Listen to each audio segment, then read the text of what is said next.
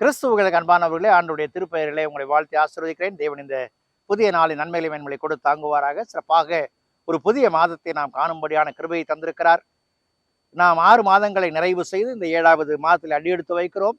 தேவன் அற்புதமாக இந்த புதிய மாதத்துல நம்மை தாங்கி நடத்துவாராக. புதிய மாதம் என்று சொன்னாலே நமக்கு ஒரு மகிழ்ச்சி வரும். புதிய ஆண்டு என்று சொன்னாலும் மகிழ்ச்சி வரும். அந்த நாட்களே நாம் மக்களை பார்த்து விஷ் ஹாப்பி நியூ இயர் என்று சொல்லியும், விஷ் ஹாப்பி நியூ மந்த் என்று சொல்லியும் சொல்லுவார்கள்.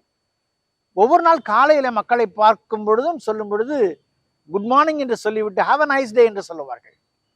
அந்த நாள் சிறப்பாக இருக்க வேண்டும் என்கிறதுல அதிகமான அக்கறை உள்ள மக்களாய் காணப்படுவார்கள். பாருங்கள், வேதம் சொல்லுகிறது, சங்கீதங்களின் புஸ்தகம் 34:17 நீதிமான் கூப்பிடும் போது கர்த்தர் கேட்டு அவர்களை அவருடைய எல்லா உபத்திரவங்களுக்கும் நீக்கலாக்கி விடுகிறார். இந்த புதிய மாதத்துல அடியெடுத்து வைக்கும் பொழுது நான் இறை பக்தனாக, இறை தன்மைகளை ஏற்றவனாக, இறைவனுக்கு பிரியமான நீதிமானாக என்னை அமைத்து கொண்டு நான் அவரை நோக்கி கூப்பிடும் பொழுது நான் சந்திக்கிற எல்லா உபத்திரவங்களுக்கும் அவர் நீங்களாக்கி விடுகிறார். அவருடைய வெற்றியின் கரம் என்னை ஆண்டு கொள்கிறார். அப்படி என்று சொன்னால், என் ஆண்டவருக்கு முன்பாக நான் கூப்பிடுவதற்கு என்னை எப்படி தகுதிப்படுத்த வேண்டும்? 34ஆம் சங்கீதம் 13வது வசனத்துல, உன் நாவை பொல்லாப்புக்கும் உன் உதடுகளை கபட்டு வசனப்புக்கும் விளக்கி காத்துக்கொள்ளும். அப்படி என்று சொன்னால், யூ கண்ட்ரோல் யுவர் டங். உங்களுடைய நாவை அடக்கி கொள்ளுங்கள். எது தேவையானதோ அதை மட்டுமே பேசி தேவையில்லாதவற்றை தவிர்க்கும் பொழுது அங்கே வெற்றி. இரண்டாவதாக நாம் பார்க்கும் பொழுது, இந்த புதிய மாதம் என் இறைவன் எனக்கு செவி கொடுக்க வேண்டும் என்று சொன்னால் அங்கே வருகிற காரியம் என்ன?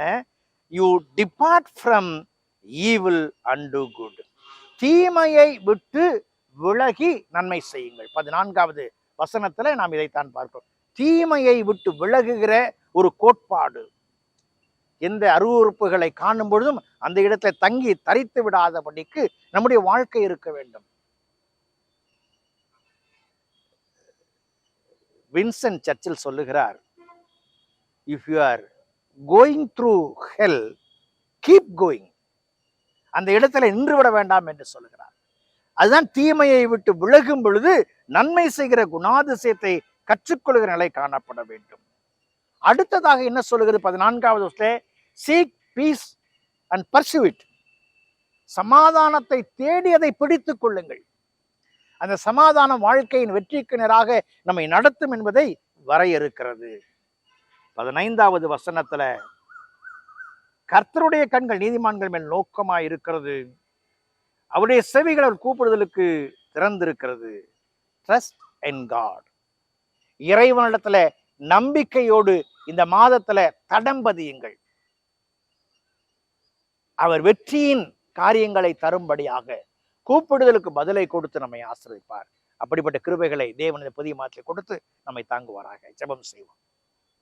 பரிசுத்தமும் கிருபையும் நிறைந்த ஆண்டவரே, இந்த நாளுக்காய் இந்த விளைக்காய் நடிச்சுத்துறோம்.